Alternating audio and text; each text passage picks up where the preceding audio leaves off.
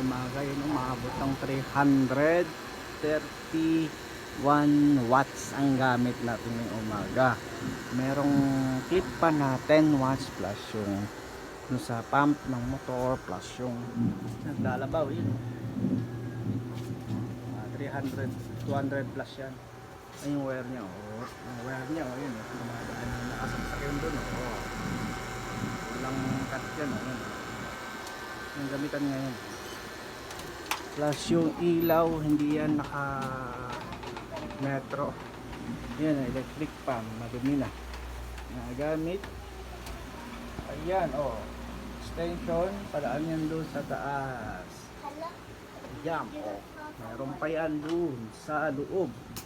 Gumagamit ng, ayun, electric fan din. Plus yung dito, ayan, free tayo. Free energy ngayong umaga dito sa solar. Ayan, ilaw dito walang patayan. Walang patayan yan. Lahat yan, ayan, walang patayan. Yung mga bata, ayan, electric fan. Ito, ayan, depende sa wattage niya, ayan, 62 ang watts ng stand fan, ayan, malakas yan, KDK, ayan, kapag number 1 ay 1762, depende, iba mataas yan, 60 watts na kung palo yan pataas.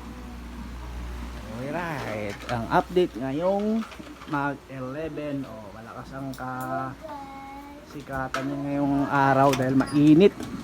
Tingnan natin yung yung amperahe na pumapasok nito. Ayan, ayan yung ampere ng pagcha-charge. Ayan, mapalo na ng 26, 27, 25, pababa ng pababa, depende sa init ng araw. Ayan, and God bless. Thank you for watching.